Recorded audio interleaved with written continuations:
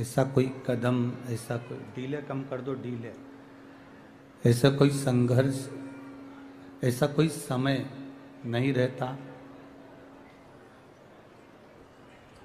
जिसमें मनुष्य की देह को संघर्ष ना करना पड़े।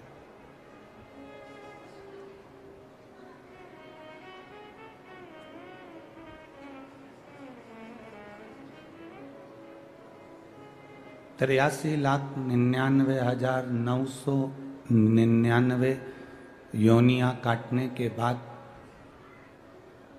84 लाखवें नंबर की योनि जो मानव की देह प्राप्त होती है।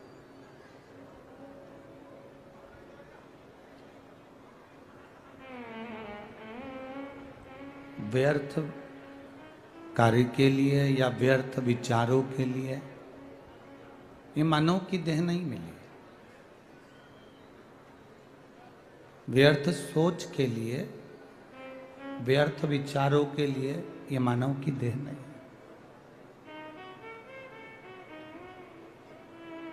थोड़ा सा जिंदगी में अगर दुख आता है तो ये कभी ना सोचें कि हमारे को भगवान ने ज्यादा दुख दे दिया। थोड़ी तकलीफें अगर जिंदगी में आए तो ये विचार ना करें कि भगवान ने हमको ज्यादा तकलीफें दे दी। थोड़ा कष्ट जिंदगी में आए तो ऐसा विचार ना करें कि भगवान ने पूरा कष्ट हमको दे दिया।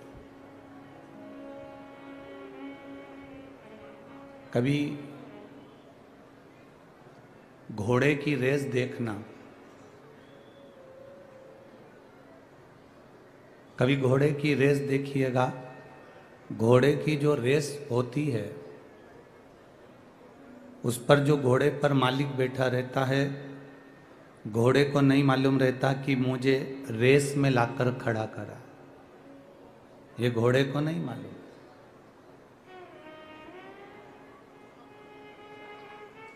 घोड़े को तो इतना मालूम है कि मुझे चलना है और मंजिल तक पहुंचना है। घोड़े को मालूम नहीं रहता कि मैं रेस में खड़ा हूं, मुझे रेस जीतना है। ये घोड़े को नहीं मालूम।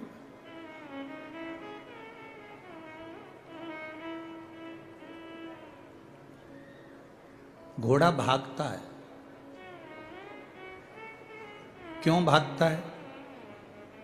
क्योंकि उस घोड़े पर जो घोड़े का मालिक बैठा रहता है वो घोड़े को कष्ट देता है।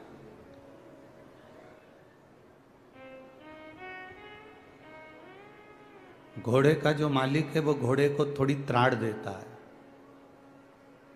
घोड़े का मालिक घोड़े को बार बार मारता है, उसको चुभाता है तो घोड़ा भागता है।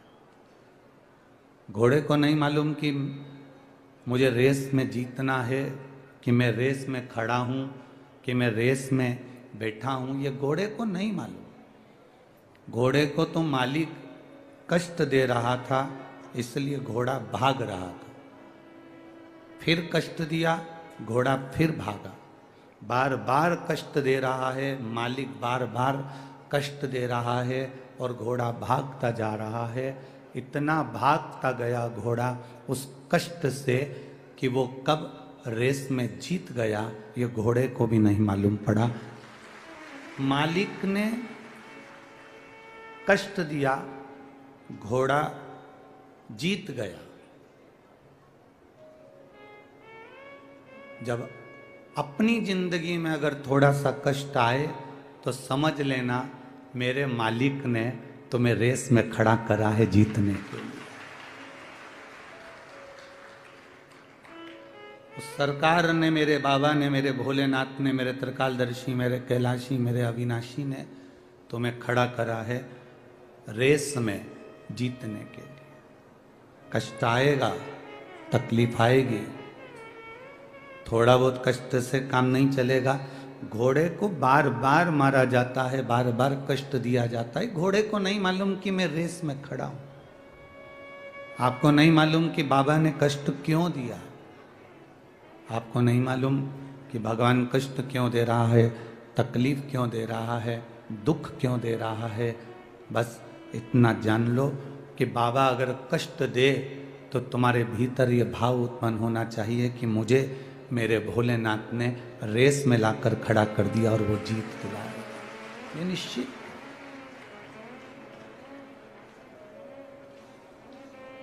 कई बहुएं कह देती हैं गुरुजी हम बड़े दुखी हैं, कई बेटे कह देते हैं हम बड़े तकलीफ में, हम बड़े दुखी हैं, कई बेटा बेटी कह देते हैं हम तकलीफ में, हम कष्ट में, हमें दुख है, हमें तकलीफ है। तो तुम हिम्मत क्यों हारते हो? जब घर में तकलीफ आए, थोड़ा बहुत कर्जा भी बढ़ जाए, थोड़ी बहुत तकलीफें भी बढ़ जाए, थोड़ा बहुत कष्ट भी बढ़ जाए, थोड़ी बहुत तकलीफें अगर जिंदगी में आ भी जाए, तो तुम ये भगवान को धन्यवाद देना कि तूने मुझे इस काबिल समझा कि मैं रेस जीत सकता हूं, इसलिए तूने मुझे कष्ट देना प्रारंभ करा। तकलीफें उसको मिलती है जो जिंदगी में कुछ अच्छा कर सकता है, जो जिंदगी में ऐश की जिंदगी जिया, उसका इतिहास आज तक नहीं बढ़ा बोला गया है।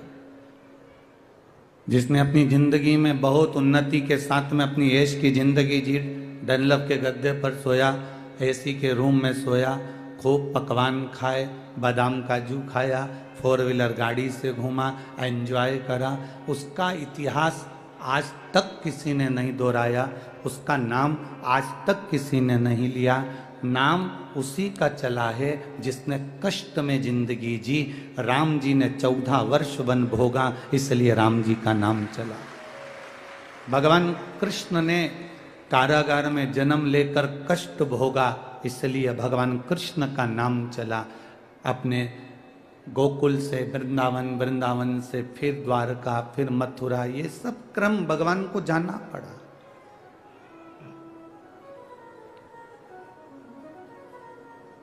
जो सुख की जिंदगी जीते हैं, एंजॉयफुल जीवन जी रहे हैं, उनका इतिहास कुछ भी नहीं, उनका नाम कहीं नहीं है।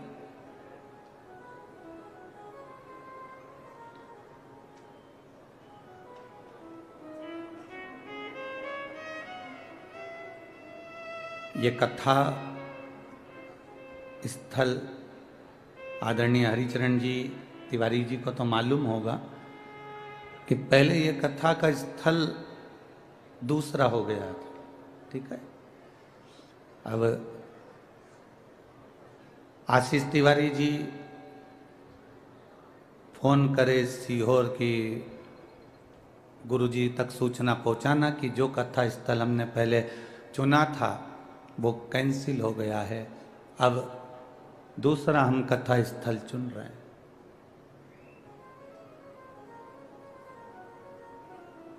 मैं आशीष तिवारी जी को धन्यवाद दूंगा जिनका विल पावर कमजोर नहीं हुआ। जब एक कथा स्थल अगर कैंसिल होता है तो दूसरा ढूंढने में समय लगता है, तो व्यक्ति अंदर से टूट जाता है, पर आप टूटे नहीं। तुरंत आपका बल, आपकी मित्रता और राजगढ़ वासियों का आपके प्रति प्रेम ये झलकता है कि 5 किलोमीटर दूर भी आप कीचड़ में कमल खिला सकते हो। ये सामर्थ्यता आप में है, ये बल है आप में। एक बेटी ने लिखा है आशीष जी आपके लिए, हमारे गुजरात में ये बेटी का नाम है हेमलता राठौर, केशव कुंज बिहारी कॉलोनी राजगढ़ की रहने वाली। हमारे यहाँ गुजरात में बड़े भाई को मोटा भाई कहते हैं, तो मैं अपने मोटा भाई आशीष भाई तिवारी जी को धन्यवाद देती हूँ जिन्होंने राजगढ़ में शिव महापुराण की कथा करवाई।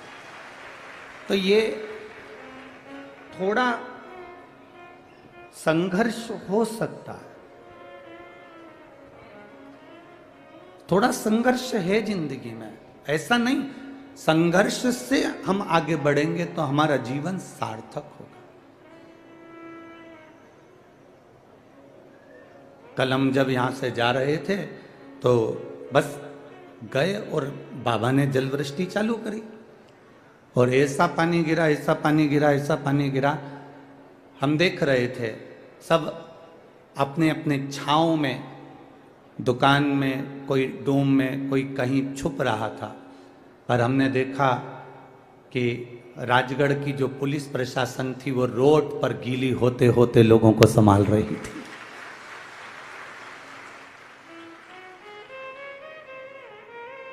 मैं धन्यवाद दूंगा यहाँ के कलेक्टर महोदय, एसपी महोदय, एसडीएम, सीएसपी, एसपी सभी को, नगर पालिका, नगर निगम को, जिन्होंने कदम से कदम मिलाकर इस कार्यक्रम को सफल बनाने का प्रयास किया।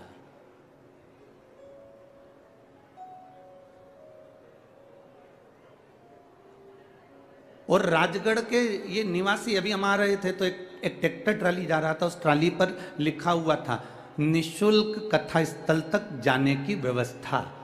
हम देखकर खुश हो गए कि किसी किसान भाई ने अपनी ट्राली लगा रखी है, निशुल्क कथा स्थल तक जाने। ट्राली उसके पास जो है वो व्यवस्था वो कर रहा है, उसके पास जो है वो व्यवस्था वो दे रहा है।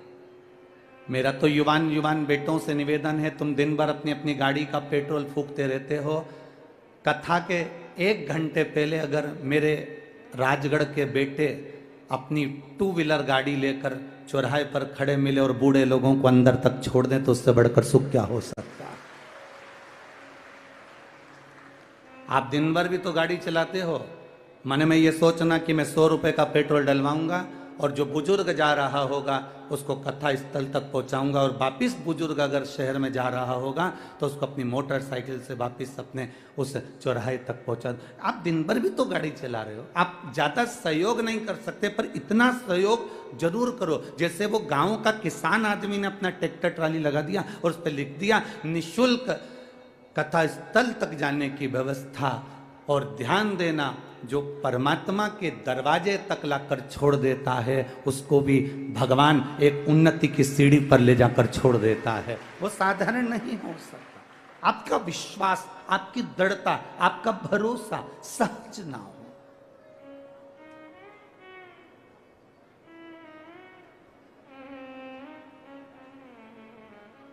अपने बल को कम मत होने दो, अपने इच्छा शक्ति जो हमारे भीतर है भगवत स्मरण की उसको कम ना होने दो। एक मालिक थोड़ा सा अगर कष्ट देता है घोड़े को नहीं मालूम है कि मैं रेस में खड़ा हूं, घोड़े को नहीं मालूम कि मैं रेस में हूं। एक आदमी जा रहा था, गाड़ी खड़ी करी, एक बच्चे ने उस आदमी की गाड़ी को देखा, बड़ी सुंदर गाड़ी, बड़ी महंगी गाड़ी। आदमी के मन में आया कि बताओ, बच्चा इस गाड़ी को देख रहा है, छू रहा है। आदमी ने उस बच्चे से कहा क्या बात है, गाड़ी अच्छी लग रही है? हाँ, चलाओ अंदर बैठो। आदमी ने उस बच्चे को अपनी गाड़ी में बिठा लिया, आगे चली गाड़ी। गाड़ी आगे चलने पर उस बच्चे ने आदमी से कहा बहुत महंगी गाड़ी है ना? आदमी ने कहा हाँ बहुत महंगी है, मेरे भाई ने मुझे गिफ्ट में दी है। आपके भाई ने आपको गिफ्ट में दी है? हाँ। आपके भाई ने आपको गिफ्ट में दी है? हाँ। आदमी ने कहा मैं जानता हूं तेरे मन में क्या चल रहा है, मैं जानता हूं तेरे मन में क्या चल रहा है। तू ये चाहता है ना कि तेरे को भी कोई गाड़ी गिफ्ट करे? तू ये चाहता है ना? उस बच्चे ने जवाब दिया नहीं नहीं, मैं ये नहीं चाहता, मैं तो भगवान से बस प्रार्थना कर रहा हूं, मुझे आपके भाई जैसा बना दे कि मैं भी गाड़ी किसी को गिफ्ट कर सकूं। मुझे कोई गाड़ी गिफ्ट करे ये नहीं चाहिए, मुझे आपके भाई जैसा बना दे कि मेरी जिंदगी में मैं ऐसा कर सकूं कि मैं भी अपने भाई को, मैं भी अपनी बहन को, मैं भी अपने परिवार को एक गाड़ी गिफ्ट कर सकूं। मुझे उस भाई के लेवल में लाकर खड़ा कर दे। कहीं दूसरा कोई बच्चा होता तो कहता भगवान मुझे भी कोई गाड़ी गिफ्ट कर दे जैसे इसके भाई ने करी। पर उसकी सोच, उसका विचार, उसकी दृष्टि, उसकी बुद्धि कितनी प्रबल होगी।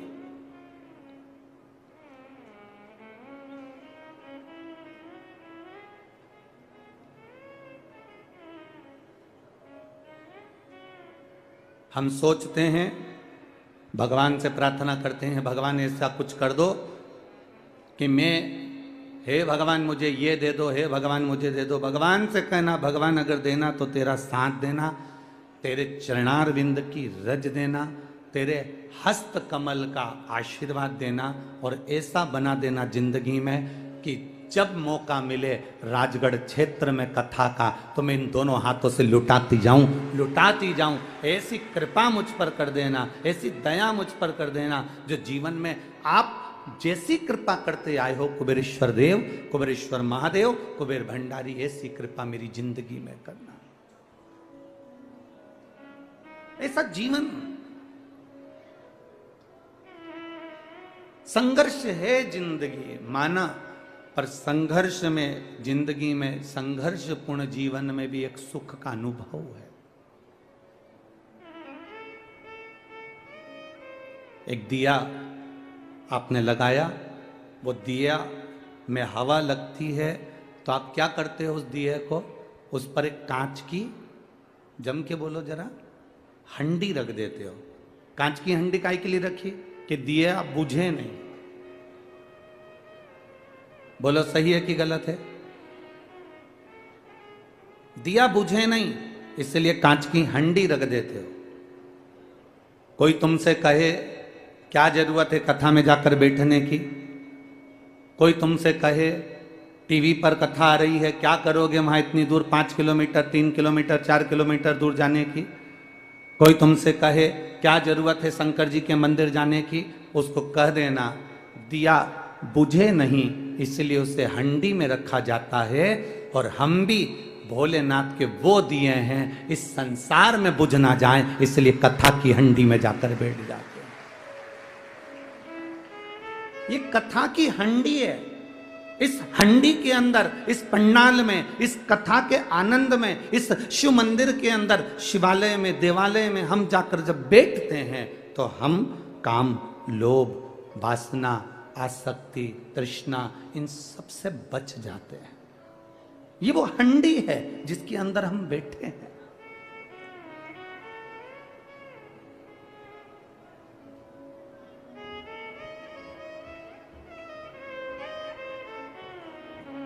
आज एक पत्र पढ़कर हमारी आंखों में भी आंसू आए। बड़ा विचित्र पत्र किसी ने सीहोर व्हाट्सएप पर भेजा। वो पत्र सीहोर व्हाट्सएप से यहाँ आशीष जी के पास में भेजा गया। हमने, जो हमारे आशीष जी हैं, उनके पास वो पत्र को जब पढ़ा तो उसमें बड़ा सुंदर बात लिखी थी। उसको जरा जिंदगी में उतारिएगा कि मेरा शिव, मेरा कुबेरेश्वर महादेव, मेरा महाकाल, मेरा ओमकारेश्वर, मेरी जालपा महारानी, मेरा राम, मेरा कृष्ण तुम्हारा कैसे साथ देता है। उस पत्र में प्रमीला साहू बिलासपुर से हैं, आवासीय नगर की रहने वाली हैं, जिन्होंने वो पत्र लिखकर भेजा। उन्होंने लिखकर भेजा, गुरुजी मैं अपनी सारे परिवार सहेली के साथ में कुबेरेश्वर धाम कावड़ चढ़ाने के लिए आई। अब कुबेरेश्वर धाम जब कावड़ चढ़ाने के लिए मैं जब पहुंची, तो कुबेरेश्वर धाम जब कावड़ के लिए हम पहुंचे तो बहुत भीड़ थी।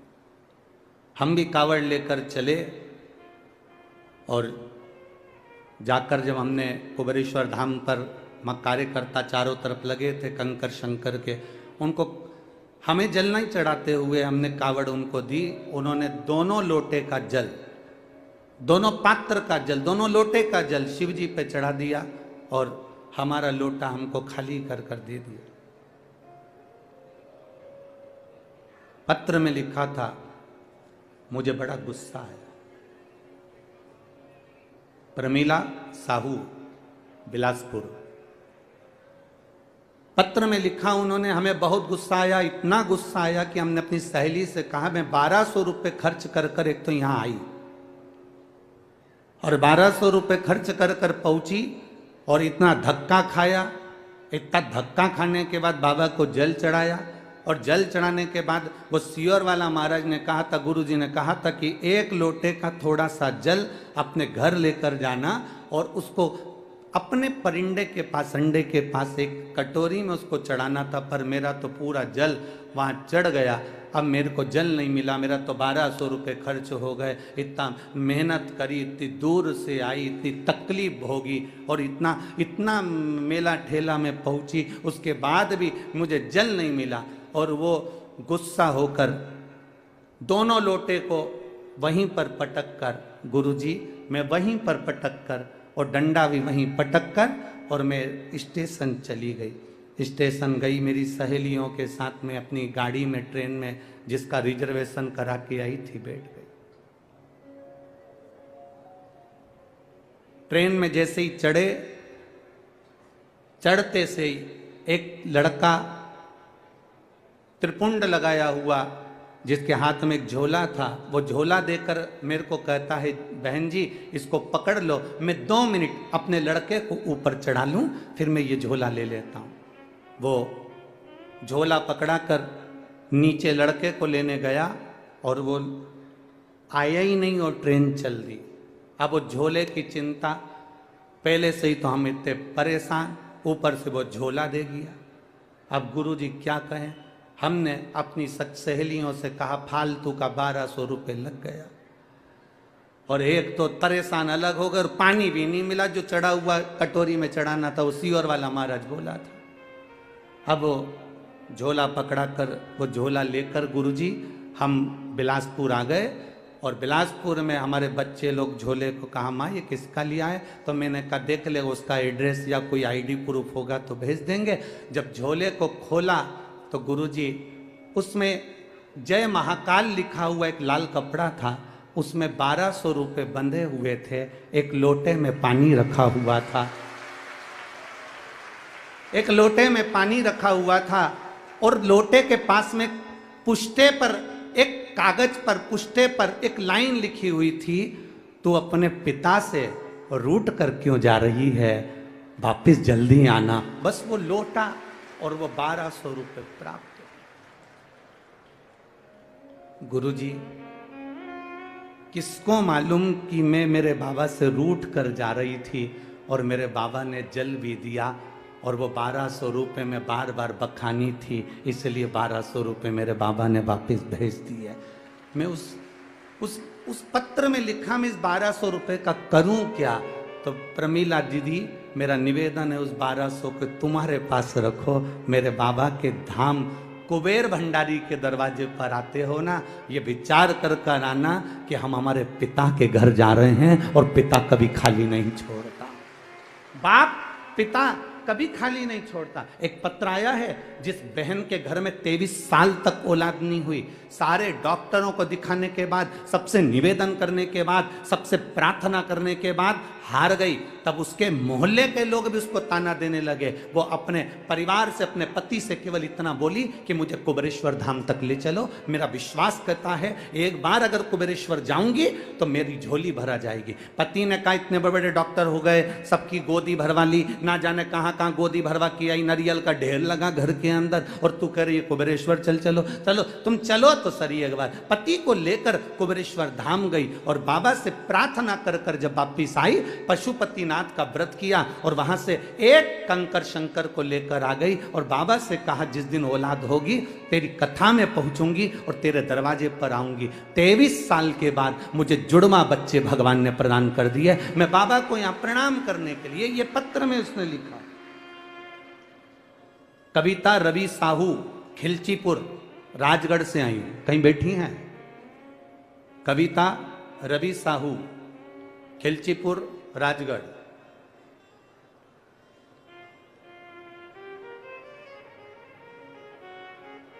खिलचीपुर, राजगढ़, कविता रवि साहू, कहीं बैठे हो तो अपना हाथ हिला सकती हैं।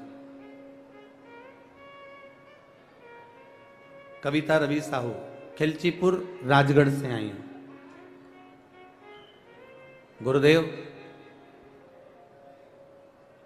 मैं कविता रवि साहू, खिलचीपुर, राजगढ़, 6 मई 2017 को शादी हुई थी, सबको दिखाया, सब इलाज करवाया, नहीं हुआ, तब इनसे कहकर बाबा के चरणों में पहुंची, और बाबा ने मुझे जुड़वा बच्चे दिए, जिसके फोटो मैं लगा रही हूं। आप टीवी पर उन बच्चों के फोटो भी देख सकते हैं जिनके फोटो में लगा दिखी क्या? अच्छा पीछे हैं क्या ज्यादा? ठीक है। शिव तत्व इसी को कहते हैं।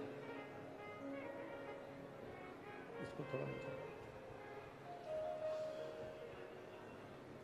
खाली न जाता कोई दर से तुम्हारे, ऐसी खाली न जाता कोई दर से तुम्हारे, मैं भी खड़ा हूँ बाहें पसारे, अपने हृदय से लगा लो लगा लो, गिरा जा रहा हूँ उठा लो उठा। आप जब शिव महापुराण की कथा में पहुंचे, आप जब शिवालय में पहुंचे, आप जब कुबेरेश्वर धाम पर पहुंचे, आप जब महाकाल राजा के चरणों में पहुंचे, आप जब ओंकारेश्वर पहुंचे, आप जब विश्वनाथ पहुंचे, आप जब केदारनाथ पहुंचे, आप जब जालपा भवानी के चरणों में पहुंचे, तो ये विचार कर कर जाना कि मेरा बाबा, मेरी माता रानी तुमको खाली नहीं भेजती, कुछ ना कुछ देकर जरूर भेजती है। वो साधारण नहीं हो सकती, उसकी भक्ति साधारण नहीं हो सकती, उसका विश्वास साधारण नहीं हो सकता, उसकी दृढ़ता साधारण नहीं हो सकती।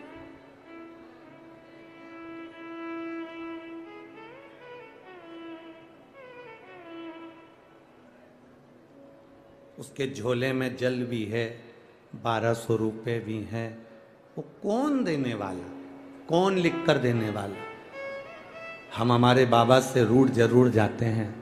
हमको लगता है कि वो हमारा परीक्षा ले रहा है, हमको लगता है वो हमारी परीक्षा ले रहा है। मैं भूखी रह गई, मैं प्यासी रह गई, मैं अब पहुंची, हो सकता है हम जितना कष्ट देवाधिदेव महादेव की कथा में, जितना कष्ट बाबा से मिलने में, जितना कष्ट हम परमात्मा को प्राप्त करने में, हम जितना कष्ट भुगतते हैं, जितना कष्ट हमें होता है, हम स्टेशन पर पड़े हैं, हम बस में धक्के खा रहे हैं, हम गाड़ियों पर पड़े हैं, हम रोड पर पड़े हैं, हम टेंट में पड़े हुए हैं, मिल रहा खाने को नहीं मिल रहा, हम जितना जितना कष्ट भोगते हैं, ये तैयारी में रहना कि जैसे रेस के घोड़े को मालिक कष्ट देता है तो रेस का घोड़ा जीत जाता है। अगर तुझे कष्ट मिल रहा है तो तू भी जीत कर ही मानेगा, निश्चितता है ते।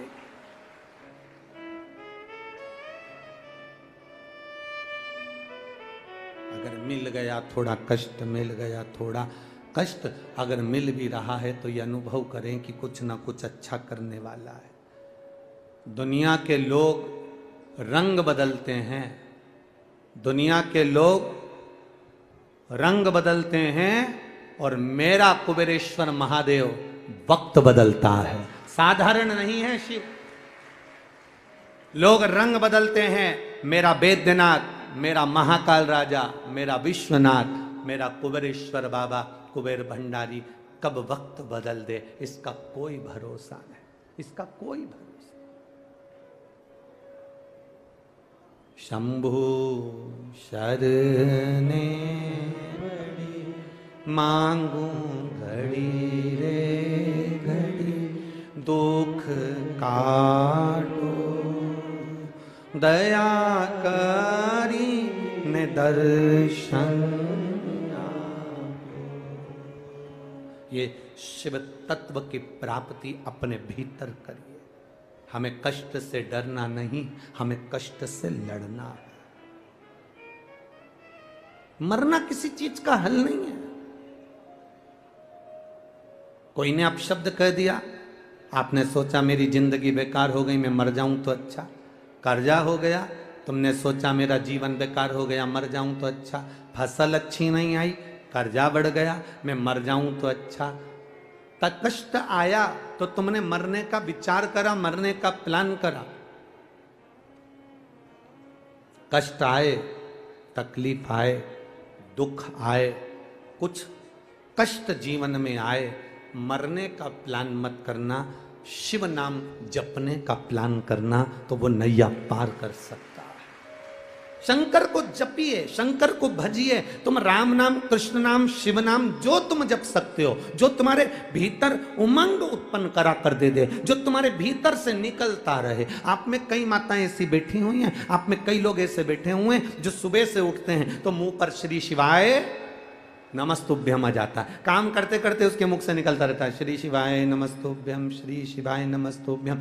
मंदिर जा रही है श्री शिवाय नमस्तुभ्यम, कहीं काम कर रही है श्री शिवाय नमस्तु। कई लोग आप में ऐसे बैठे हुए हैं जिनके मुख पर गुणगान चलता रहता है। सुबह उठे तो गुणगान, रात को सोए तो गुणगान। उसके भीतर कथा के प्रति इतना रुझान हो गया कि शंकर का नाम उसके मुख से निकलता रहता है। ओम नमः शिवाय, नमः शिवाय, राम नाम, कृष्ण नाम, शिव नाम उसके भीतर अपने आप घट की जिह्वा से निकलता रहता है। उसको वो नहीं चाहती कि मेरे मुंह से नाम निकले, तो भी वो नाम अपने आप निकल रहा है। मतलब शंकर भगवान उसको याद करना प्रारंभ कर दिए, इसलिए अपने आप श्री शिवाय नमस्तुभ्यम मुख से निकलना प्रारंभ हो गया। शिव याद कर रहे हैं उसको, भगवान देवादिदेव महादेव याद कर रहे हैं उसको, इसलिए शिव नाम मुख से निकल रहा है।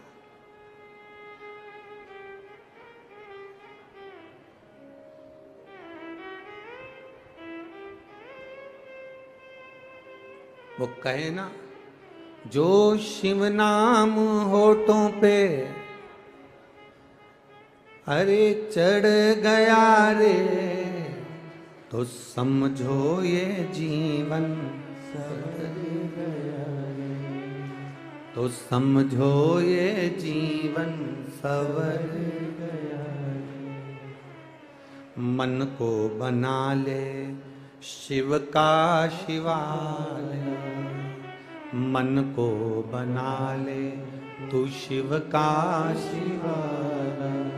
संग में चलेगा तेरे वो डमरू वाला, संग में चलेगा तेरे वो डमरू वाला। शिव को ही हृदय बिठा लो रे, ये शंकर हमारे भीतर विराजमान हो। शिव हमारे भीतर नस नस में, रोम रोम में समाहित हो।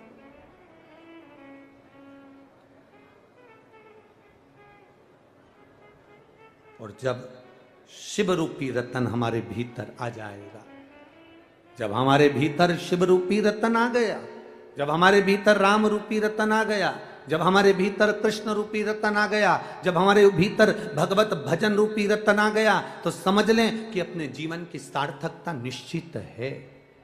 कष्ट हो सकता है जीवन में, कष्ट आ सकता है जीवन में, पर उसको निपटाने का, उसको समाप्त करने का तरीका केवल भगवत भजन ही है। केवल प्रभु का नाम ही है।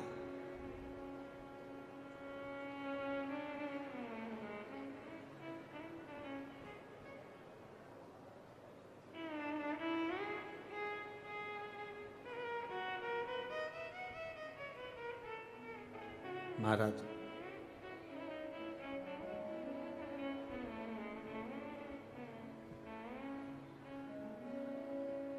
बड़ी दूर किनारा है, बड़ी दूर किनारा है, कश्ती भी पुरानी है, भोले बाबा सुन भी लो ये मेरी कहानी है। बड़ी दूर किनारा है, कश्ती भी पुरानी है, भोले बाबा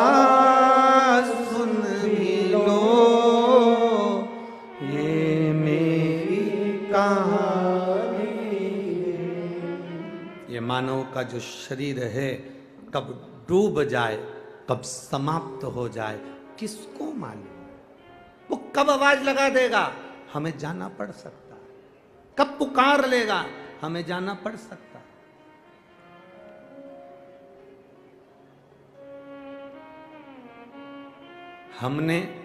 हम आपका तो नहीं कह सकते, हम आपका नहीं कह सकते, पर मेरा विश्वास कहता है कि जैसा बचपन हमारा निकला वैसा बचपन तुम्हारा निकला होगा, ये पक्का है। इसलिए हम आपका नहीं कह सकते। अगर आपको लगता है कि आपका भी बचपन ऐसे ही निकला है तो अभी आपके चेहरे पर प्रसन्नता नजर आएगी। हमारा जो बचपन निकला, हमारे घर के पास में जब कोई मकान बनता था, दुकान बनती थी, तो बहुत सारी रेत पटक जाते थे, बालू रेत, और बालू रेत पटक जाते थे और बालू रेत पटक देते तो हमारे जितने भी मित्र दोस्त होते थे छोटे छोटे, सब एक साथ मिलके रेत के ढेर पे खेलते थे। वो भगाता था फिर भी हम खेलते थे। अब भगाता खेलते, अपना अपना एरिया बांध लेते, इतनी मेरी जगह, तो उंगली से हम पूरा गोला बना देते थे, ये मेरी जगह है। और फिर उस रेत में हाथ डाल के धीरे धीरे से खोदते खोदते खोदते खोदते उसमें एक मकान बना लेते थे। मकान बनाते फिर कोई दूसरा भी मकान बनाता। ये हमारी कह रहे हैं। और मुझे लगता है आपने भी रेत के ढेर पर मकान बनाया ही होगा, ये निश्चित है। आपने भी बनाया हो, ये निश्चित था। रेत के ढेर पर थोड़ा थोड़ा सा रेत निकाल के मकान बना लिया। अब मकान बना रहे थे, अच्छे से खेल रहे थे, आराम से मकान बना रहे, अच्छे से रह रहे। उधर वाला उधर मकान बना रहा, इधर वाला इधर मकान बना रहा, और सब आराम से खेल रहे थे। मकान पूरा कंप्लीट हो गया, उसमें छोटे छोटे से पत्थर उठा के उसमें रख भी दिए, थोड़ा थोड़ा सा पेड़ पौधा भी रख दिया, थोड़ा थोड़ा सा सामान भी रख दिया। मकान कंप्लीट हुआ, सब कुछ रख दिया। और थोड़ी देर के बाद, 1-1.5 घंटे के बाद हमारी अम्मा चिल्लाई, छोरा जल्दी आ, चल रोटी खा। और जो माँ ने आवाज लगाई और तुरंत वो बना हुआ पूरा मकान, पूरी प्रॉपर्टी जो इतने दिल से बनाई थी, एक आवाज में छोड़कर जाना पड़ी। बस यही कथा हमारी जिंदगी की है। वो आवाज लगाएगा, सब छोड़कर जाना पड़ जाएगा। ये जो बचपन की कथा है, ये हमारी जिंदगी की कथा है। ये जो बचपन की एक खेल की कथा है कि हमने मकान बनाया, हमने रेत में मकान बनाया, हमने सुंदर मकान बनाया, अपना एरिया भी बनाया, अपना क्षेत्र भी बनाया। और इतने में मम्मी ने आवाज लगाई, माँ ने आवाज लगाई, माता ने आवाज लगाई, पिता ने आवाज लगाई, और पूरा के पूरा मकान छोड़कर, इतना जोरदार मकान छोड़कर जाना पड़ा। अब उस मकान में कुत्ता बैठ रहा है कि कोई दूसरा कब्जा कर लिया, कि कोई ने बिगाड़ दिया, कि कोई ने रख लिया, किसको मालूम। आप तो चले गए, मम्मी ने बुला लिया, पापा ने बुला लिया, पिताजी ने आवाज लगा दी, बुला लिया। बस उसी तरह से हमने दुकान बनाई, हमने घर बनाया, 4-4 दुकान, 2-2 फैक्ट्री, 5-5 गाड़ी, बंगला, जमीन, जायदाद, सत्ता, वैभव सब बनाया और मकान पूरा कंप्लीट करा। अब तुम्हें ही नहीं मालूम कि कब उसने आवाज लगा दी, और एकदम उसने आवाज लगा दी, चाल ऊपर, और सब छोड़कर जाना पड़ा। आखिरी में सब पड़ा कि पड़ा रहा, सब खाली पड़ा रहा। कौन जाने अब उसमें कुत्ता बैठ रहा है कि कौन बैठ रहा है, कौन उसमें रह रहा है, कौन को मालूम। और बस जो तुम्हारे मरने के बाद जितने लोग आंख से आंसू बहाते हैं, ये 13वें के दिन गरम पूड़ी मांग कर खाते हैं।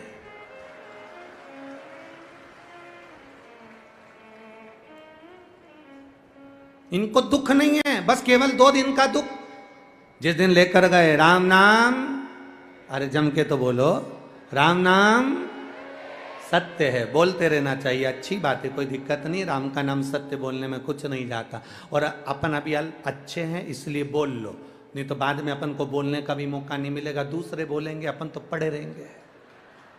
तो बोलने में क्या जाता है, उसमें बोल रही तो लोग रोएंगे, 1 दिन 2 दिन 3 दिन परिवार वाले रोएंगे। जितने तुमको छोड़ने के लिए जाएंगे सबकी आंख में आंसू होगा। परिवार वाले, कुटुंब वाले, नातेदार, रिश्तेदार सब रोएंगे। और रोने वालों को 13वें के दिन देखना, 13वें के दिन सब इशारे में कह रहे होंगे, गरम लिया, गरम जा। वो व्यक्ति स्वर्ग गया कि नरक गया, वो व्यक्ति कहाँ गया किसी को नहीं मालूम। बस 3रा पूरा हुआ और 4थे दिन से पत्रिका लिखना चालू। बड़ी बहू से पूछ लो किस किस के भेजना है, छोटी बहू से पूछ लो किस किस के भेजना है। और उन्होंने पूरी पत्रिका लिख लिख के डलवा दी, जितने आए खूब गरम गरम पूड़ी और चना की तरी तरी सब्जी, रायता, और रायते में थोड़ा सा सेव डाल के, ये तो पूड़ी चरे, कोई तुझे याद नहीं करे। कौन करे? किसके पड़ी?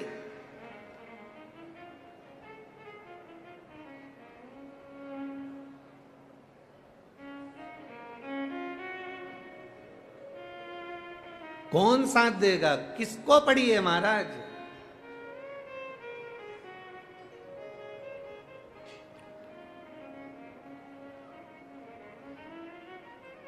साथ देता नहीं कोई किसी का, क्या भरोसा है इस जिंदगी का, क्या भरोसा?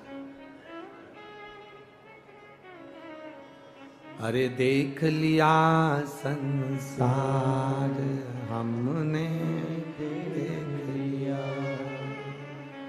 सब मतलब के यार हमने देख लिया। झूठे नाते झूठे रिश्ते, झूठे नाते झूठे रिश्ते, झूठा है संसार हमने देख लिया। सब मतलब के यार हमने देख लिया। किसको रोएं, किसको जाने, किससे कहें? इसलिए कुछ नहीं, भगवान के भजन के सिवाय कोई तुम्हारा साथी नहीं होगा, भगवत स्मरण के सिवाय कोई तुम्हारा साथी नहीं होगा।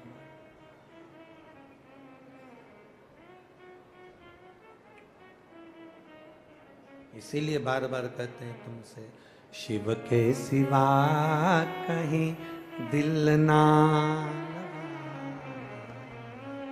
शिव के सिवा कहीं दिल ना लगा, वरना पड़ेगा तुझे आंसू बहाना, वरना पड़ेगा तुझे आंसू बहाना।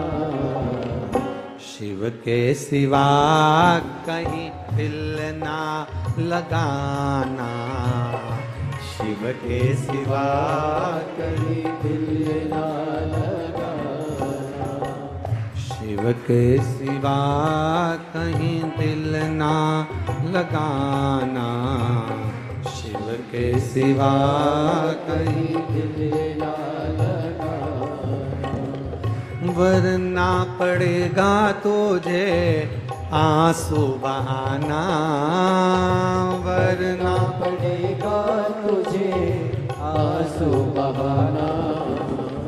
शिव के सिवा कहीं दिल ना लगाना, शिव के सिवा कहीं दिल ना लगाना। पीछे वाले भी दोनों हाथों से, तीनों पंडाल के, चारों पांचों पंडाल वाले, जो साइड के पंडाल लगे हैं दो, उनके भी भक्त दोनों हाथों से।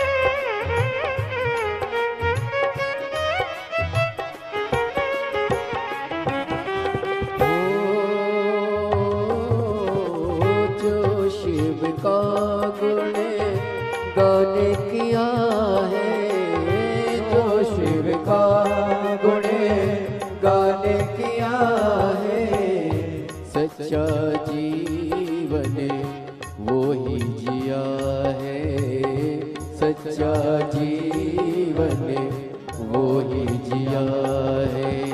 जो शिव का गुण गान किया है, जो शिव का गुण गान किया है, सच्चा जीवन वो ही जिया है, सच्चा जीवन वो ही जिया है।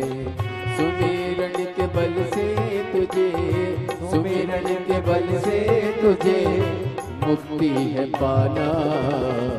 शिव के सिवा कहीं दिल ना लगाना, शिव के सिवा कहीं दिल ना लगाना, वरना पड़ेगा तुझे आंसू बहाना, वरना पड़ेगा तुझे आंसू बहाना। शिव के सिवा कहीं दिल ना लगाना, शिव के सिवा कहीं दिल ना लगाना।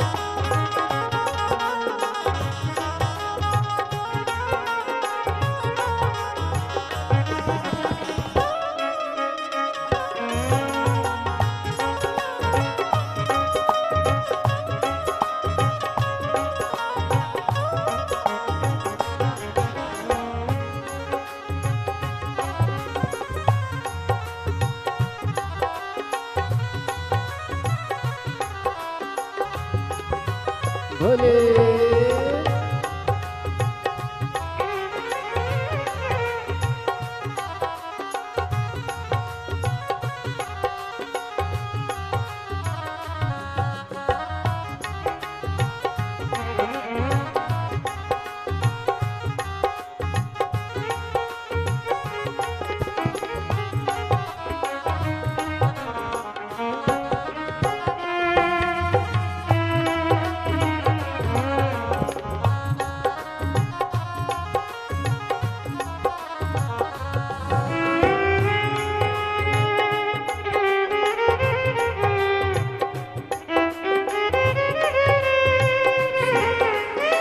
दोनों हाथों से ताली से रखिए।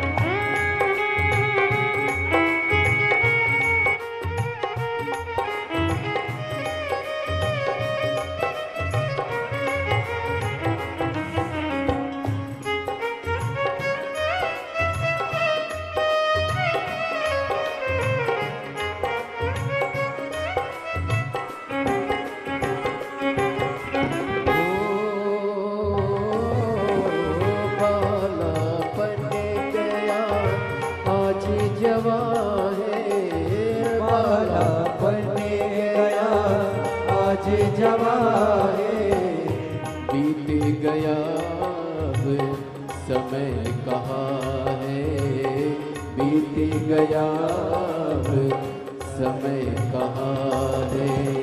बाला पने गया आज जवा है, बाला पने गया आज जवा है, बीत गया समय कहाँ है, बीत गया अब समय कहाँ है। सोच समझ के वक्त गवाना, शिव के सिवा कहीं दिल ना लगाना, शिव के सिवा कहीं दिल ना लगाना। ओ वरना पड़ेगा तुझे आंसू बहाना, वरना पड़ेगा तुझे आंसू बहाना। शिव के सिवा कहीं दिल ना लगाना, शिव के सिवा कहीं दिल ना लगाना, शिव के सिवा कहीं दिल ना लगाना, शिव के सिवा कहीं दिल ना लगाना। शिव के सिवा कहीं दिल ना लगाना, शिव के सिवा कहीं दिल ना लगाना। शिव के सिवा कहीं दिल ना लगाना, शिव के सिवा कहीं दिल ना लगाना। हर हर महादेव है। अपने स्थान पर बैठकर भगवान देवादिदेव महादेव से अपने हृदय की बात, दिल की बात बड़े भाव के साथ में, भक्ति के साथ बाबा देवादिदेव महादेव से भाव से प्रार्थना। जहां जगह मिले वहां बैठो, कार्य करता हूं वो भी बाबा से प्रार्थना करें। आज सोमवार है, नाग पंचमी है और श्रावण का महीना है। आप जितने हृदय से बाबा से अपने दिल की बात कह सकते हो, जितने मन से बाबा से अपने हृदय की बात कह सकते हो, भाव से कहो, दिल से।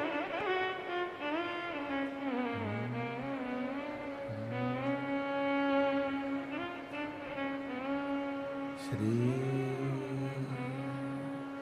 शिवाय नमस्तुभ्यं, श्री शिवाय नमस्तुभ्यं, श्री शिवाय नमस्तुभ्यं, श्री शिवाय नमस्तुभ्यं, श्री शिवाय नमस्तुभ्यं। भोला सब दुख काटो मारा, ओ भोला सब दुख काटो मारा। शिव शंकर जपो तेरी माला, भोले बाबा जपो तेरी माला, भोला सब दुख काटो मारा, ओ भोला सब दुख काटो मारा। वेश है मंगल मंगलकारी, वेश है मंगल मंगलकारी, शमशान वासी हमारा, शमशान वासी हमारा, भोला सब दुख काटो हमारा, ओ भोला सब दुख काटो हमारा। बाबा देवादिदेव महादेव की कथा कर रही है, भगवान शिव का संवाद कर रहा है। जीवन में अगर थोड़ा दुख भी आए तो ये ना सोचें कि कष्ट बाबा ने आप ही को दिया है।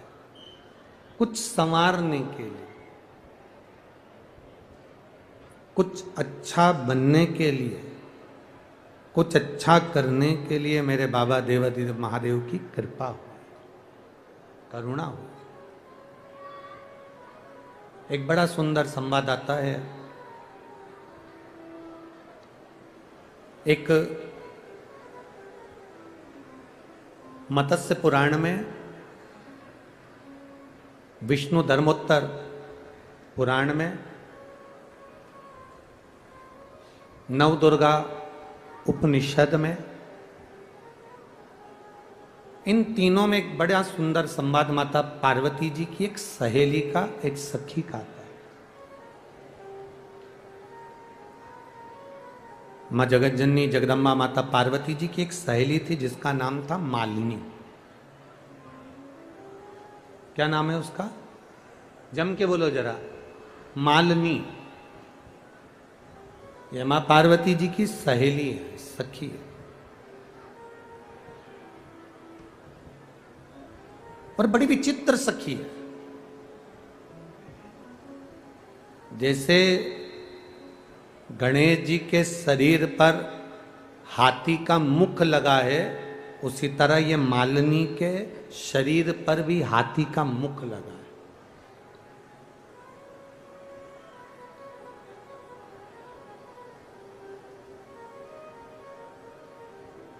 अब आप कहोगे गुरुजी ये स्त्री के धड़ पर हाथी का मुख है? हाँ, एक मत्स्य पुराण में, विष्णु धर्मोत्तर पुराण में, और एक नवदुर्गा उपनिषद के अंतर्गत मालिनी का चरित्र वर्णन आता है। थोड़ा सावधान रहकर सुनिएगा इस चरित्र को, क्योंकि तेज शिव महापुराण की कथा चल रही है। हम मालिनी के उस स्वरूप को जानने का प्रयास करेंगे। भगवान शिव के उस करुणामय आशीर्वाद को हम जानने का प्रयास करेंगे। नवदुर्गा उपनिषद कहती है,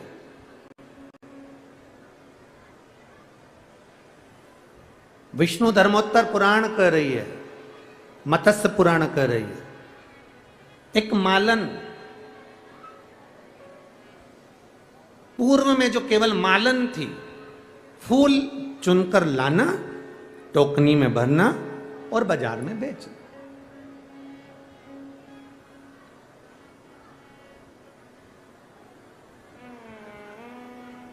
अब इस मालन का काम क्या है? ये मालिनी जो मालन है, ये पूर्व में जो मालन थी, इसका काम क्या है? केवल उस टोकनी में फूलों को एकत्रित करना और फूलों को एकत्रित कर कर उन फूलों को बेचना, उन फूलों को बाजार में लेकर जाना।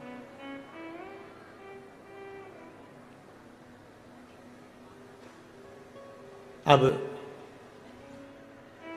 मालन फूल एकत्रित करती, बाजार ले जाती।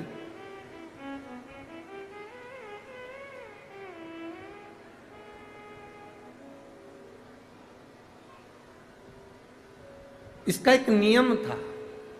अब वो नियम थोड़ा सा ध्यान दीजिएगा। इसका एक नियम बड़ा विचित्र था इस मालन का। एक क्या करती थी, अगर कोई भूल से भी कह देता था कि मैं शिवालय जा रहा हूं, शंकर के मंदिर जा रहा हूं, शिवालय पहुंच रहा हूं, शंकर के द्वार पर पहुंच रहा हूं, तो मालन फूल तो देती थी पर उसका रुपया नहीं लेती।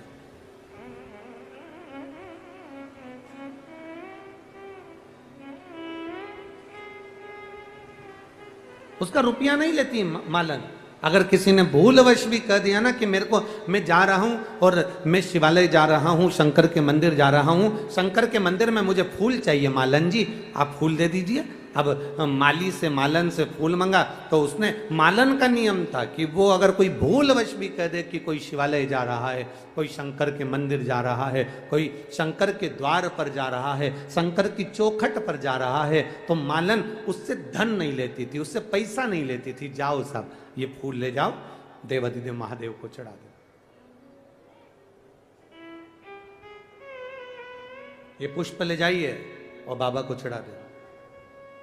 अब एक बहुत सुंदर बात अपने जीवन में उतारिएगा, जरा ध्यान दीजिएगा। कोई चोरी कर कर धन लेकर आ गया,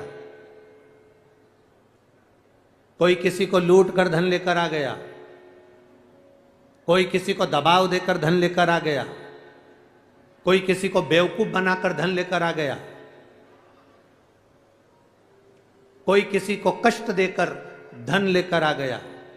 अब वो तुमने किसी को कष्ट देकर, दबाव देकर, चोरी कर कर, डाका डालकर, अपशब्द कहकर तुम किसी के यहाँ से पैसे लेकर आ गए और उस पैसे को मालूम पड़े तुम मंदिर में जाओ और मंदिर में जाकर तुम उस पैसे से विचार करा कि मैंने साहब वहाँ डाका डाला था, मैंने वहाँ से चोरी करी थी, एक काम करता हूँ अभी इस मंदिर में मैं पंखा टंगवा देता हूँ, मंदिर के अंदर मैं ये सामान लगवा देता हूं, मंदिर में मैं ये चीज लगवा देता हूं। अब आपसे पूछ रहे हैं, जितने राजगढ़ में भक्त बैठे हैं और जितने टीवी पर कथा सुन रहे हैं, जितने फेसबुक यूट्यूब पर कथा सुन रहे हैं, हम आपसे पूछें, तुम जा रहे हो और तुम्हें पड़ा हुआ 500 का नोट मिल गया, उस 500 रुपए के नोट में से तुमने 100 रुपए का भोजन किसी भूखे को करा दिया। अब तुम्हें जो 500 का नोट मिला और तुमने 100 रुपए का भोजन भूखे को कराया, अपनी जेब में से 500 रुपए निकालकर किसी भूखे को तुमने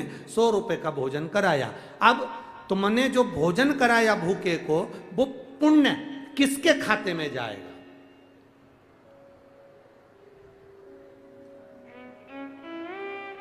तुम्हारे खाते में कि जिसके वो 500 रुपए थे उसके खाते में? अब बोलो जरा जल्दी बोलो राजगढ़ वाले, किसके खाते में गए? जिसके 500 रुपए गिरे थे। अब तुमने मालूम पड़े तुमने डाका डाल दिया, चोरी कर ली, तुमने छल कर लिया, कपट कर लिया, बेईमानी कर ली, तुमने किसी को कष्ट दे दिया और उससे धन लेकर आ भी गए और तुमने उस धन का पंखा टांग भी दिया, तो वो तुम जिसका लेकर आए हो वो पंखा उस जीव के खाते में चला जाता है, उसका है वो उसके खाते का है।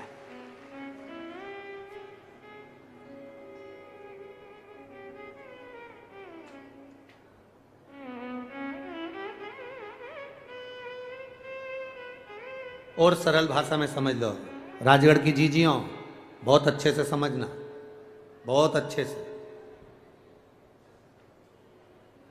हरतालिका तीज का पूजन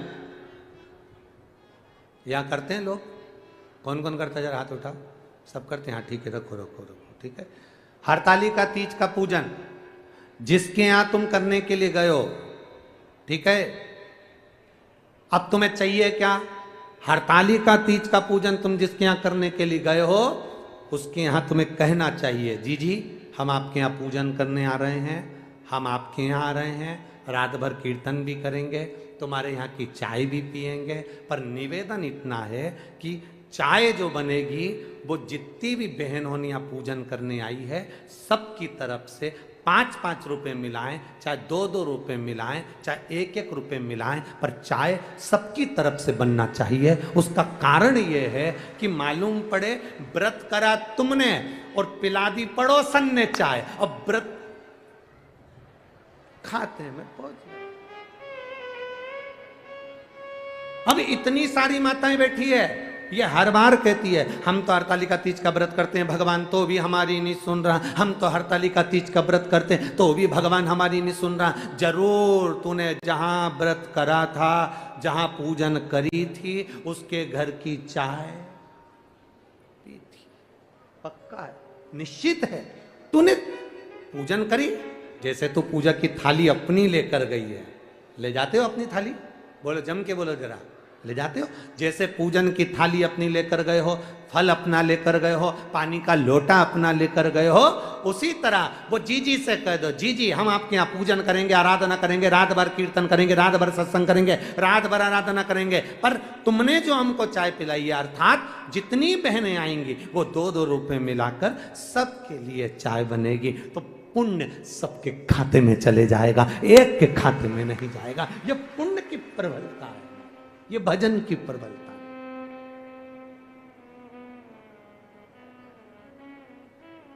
और सरल भाषा में समझ लो, इससे भी सरल भाषा।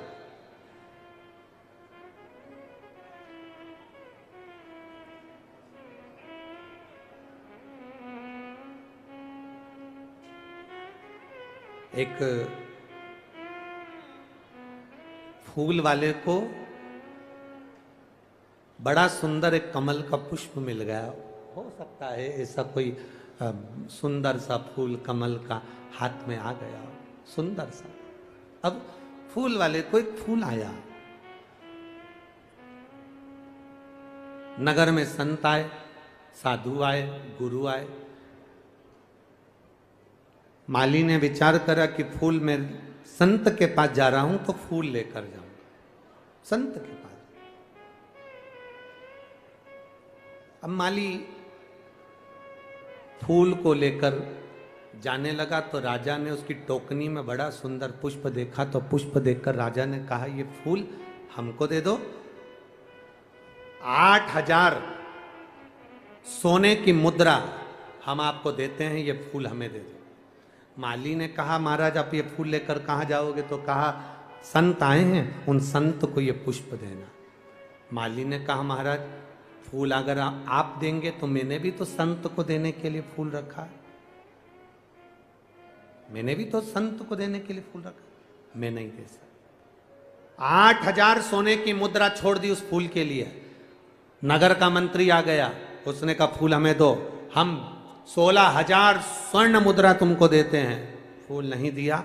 आखिरी में वो फूल लेकर संत के पास गया तो पूरे नगर के लोगों ने कह दिया इसने इस फूल के 8000 सोने की मुद्रा नहीं ली, इसने 16,000 सोने की मुद्रा नहीं ली, ये फूल गुरुदेव आपके लिए लेकर आया है। संत के पास जब पहुंचा उसने फूल चरणों में रख दिया, बस केवल हाथ जोड़कर कहा गुरुदेव मेरे पास देने के लिए कुछ नहीं है। जब मैंने सुना है किसी गुरु से मिलने के लिए जब कोई जाता है कोई सामान लेकर नहीं जाता, केवल अपना पाप गुरु के चरणों में छोड़ने के लिए जाता है। मैं अपने पाप आपके चरणों में छोड़ने के लिए आया।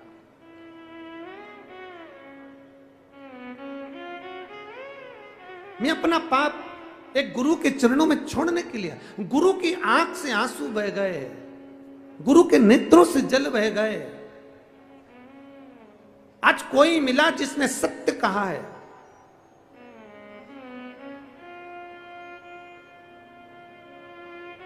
मालनी मालन फूल देती है, पर शंकर भगवान को अगर कोई चढ़ाने जा रहा है तो वो फूल निशुल्क फ्री में वो फूल दे देती है। फ्री ले जाओ।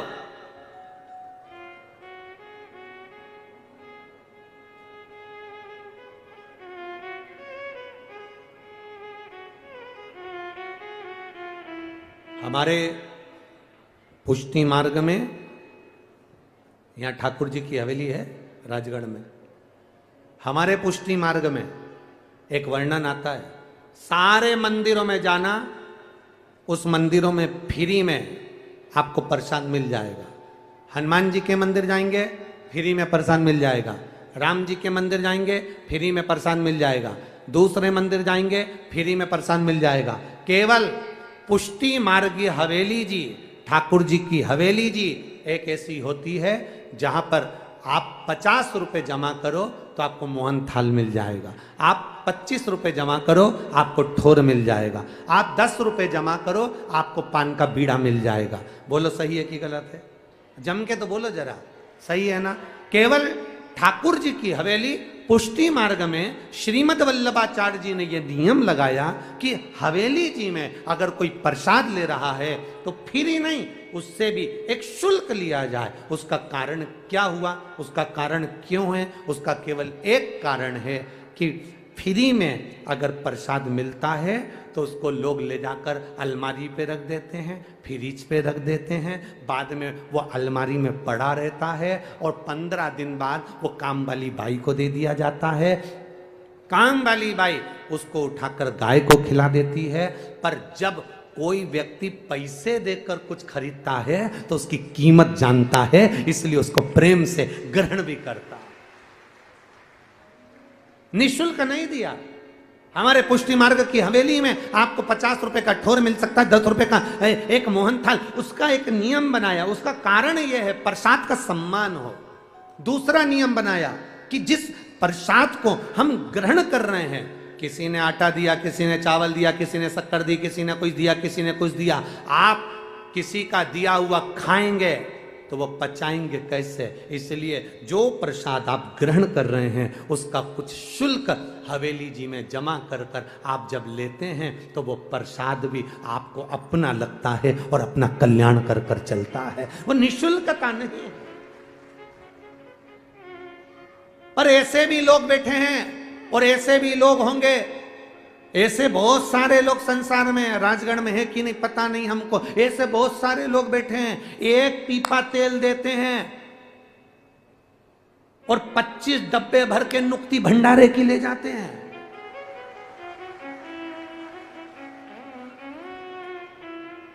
ऐसे भी लोग हैं, राजगढ़ में भले नहीं होंगे।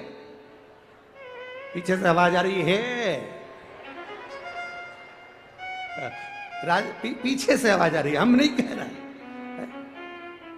एक डब्बा तेल का देते हैं और अकड़ ऐसी दिखाते हैं, मैंने तेल दिया था, मेरे घर अन्नकूट का प्रसाद क्यों नहीं आया?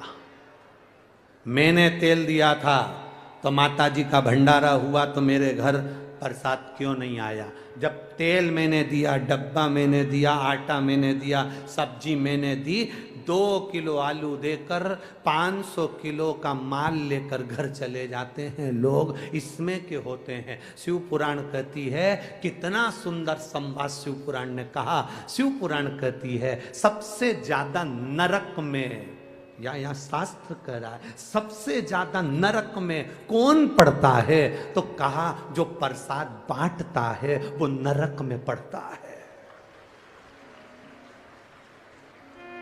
सबसे ज्यादा नरक में कौन पड़ता है? तो कहा प्रसाद बांटने वाला पड़ता है। प्रसाद बांटने वाला नरक में क्यों पड़ता है? क्योंकि उसका एक कारण है, प्रसाद धर्म की जगह पर बंटता है, प्रसाद सत्य की जगह पर बंटता है, प्रसाद कथा में बंटता है, प्रसाद मंदिर में बंटता है, प्रसाद सत्संग में बंटता है। तो सत्संग में अगर प्रसाद बंट रहा है, धर्म की जगह पर तुम खड़े हुए हो, प्रसाद बांटने खड़े हुए हो, तुमने हाथ में तसला रख रखा, प्रसाद दे रहे हो, तो व्यक्ति नरक क्यों चले जाता है? उसका कारण है प्रसाद बांटने वाला जब बांटने खड़ा होता है, अपना वाला आया तो हाथ ऐसा हो जाता है और पराया आया तो हाथ ऐसा हो जाता है। जो भगवान के दरवाजे पर खड़े होकर छल करता है वो सीधे, बोलो जम के बोलो जरा, नरक चले जाता है। इसलिए मेरी राजगढ़ की जिज्जियों और मेरे यहां पर बैठे जितने भी जी जाओ, सबसे निवेदन है प्रसाद बांटने जब खड़े होना, तुम्हारी धर्म पत्नी भी आ जाए और तुम्हें कितनी भी आंख दिखाए, कितनी भी दिखाए,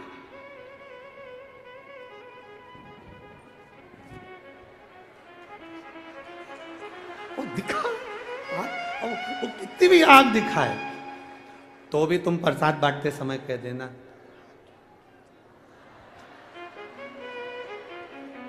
फिर बोध कहेगी,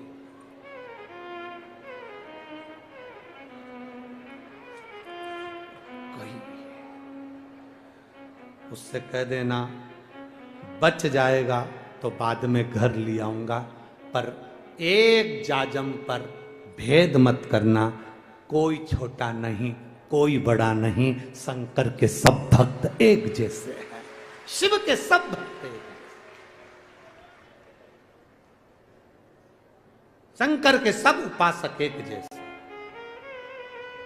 प्रसाद में भेद नहीं होना है। प्रसाद इसीलिए हमारे यहाँ शास्त्र में प्रसाद को मूल्यवान बताया गया, प्रसाद को कीमत वाला बताया गया, पर दुनिया ने प्रसाद के महत्व को मिटा दिया। सत्यनारायण भगवान का प्रसाद फ्री में मिल जाता है, लोग उठा कर ले जाते हैं, पूड़िया बांध के ले जाते हैं, फ्रिज पे रख देते हैं, 3 दिन तक सोचती बहू खाएगी, बहू सोचता है बेटा खाएगा, बेटा सोचे पोता खाएगा, पोता सोचे पोती खाएगी, वो प्रसाद रखा रखा रखा रखा रखा रखा। कीमत होना चाहिए फ्री।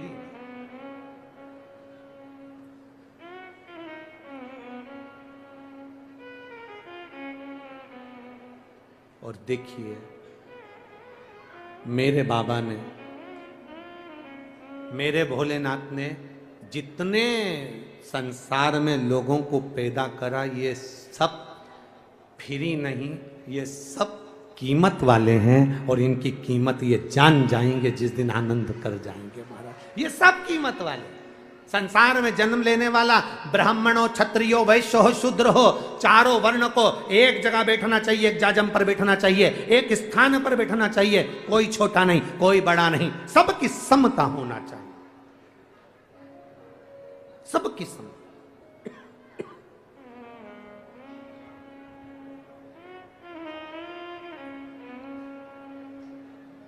ब्रह्मा विष्णु सदा शिव जानत अविवेका, प्रणवाक्षर के ओम अक्षर के ये तीनों। मेरे देव अधिदेव महादेव की कथा कहती है, हमारे देवताओं में भेद नहीं है, हमारे देवता सब एक हैं, एक जगह पर हैं। उसका एक मूल्यता, एक आनंदता भीतर होना चाहिए। हम ये ना कहें ब्रह्मा बने, हम ये ना कहें विष्णु बने, हम ये ना कहें शिव बने, हम ये ना कहें इंद्र बने, हम ये ना कहें कि ये देवता बड़ा है। जिसको तुम भजते हो, तुम्हारी दृष्टि में वो बड़ा है, ये तुम्हारे भीतर का भेद है। यहाँ तो शंकर की कथा कहती है, इसलिए भगवान नारायण की आरती सुनेंगे तो नारायण का गुणगान मिलेगा, राम जी की आरती सुनेंगे राम जी का गुणगान मिलेगा, कृष्ण की आरती सुनेंगे कृष्ण का गुणगान मिलेगा। केवल एक शंकर भगवान की केवल एक आरती ऐसी है जिसमें तीनों देवताओं का गुणगान मिलता है, तीनों देवता।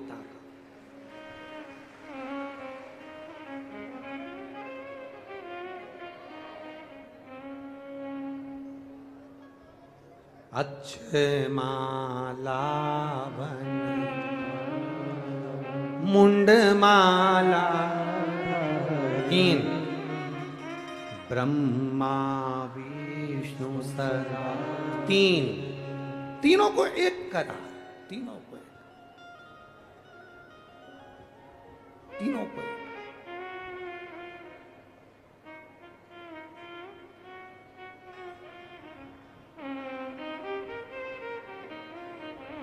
महाराज मेरे देव में कोई भेद नहीं। मालिनी पुष्प बेच रही है, कहती है शिवालय को जा रहा है, कोई ने बोल से कह दिया मैं शंकर के मंदिर जा रहा हूं, फूल फ्री, निशुल्क, निशुल्क। क्यों?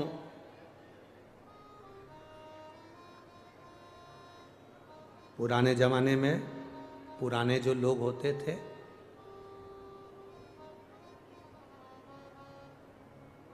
पुराने जमाने के जो लोग होते थे वो कुआं खुदवाते थे, बावड़ी बनवाते थे।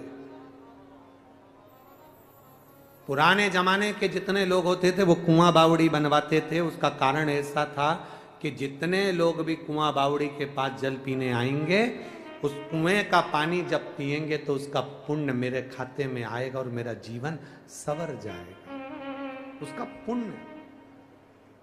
अपने नगर में, अपने गांव में, अपने खेड़े में, अपने क्षेत्र में, अपने गांव के अंदर, अपने क्षेत्र के अंतर्गत, अपने नगर में, कहीं पर भी, नगर हो, बावड़ी हो, क्षेत्र हो, गांव हो, प्रत्येक जगह पर अगर तुम्हारे गांव में कहीं शंकर का शिवालय बन रहा हो, कोई शंकर का मंदिर का निर्माण हो रहा हो, कोई अच्छा कार्य हो रहा हो, उसमें तुम्हें उपत कर कहना चाहिए, थोड़ा सहयोग हमारा भी लेना चाहिए, जिससे हमको लगे कि ये मंदिर बाबा ने हमारे हाथ से बनवा दिया, ये देवालय, ये शिवालय हमारे हाथ से बनवा दिए।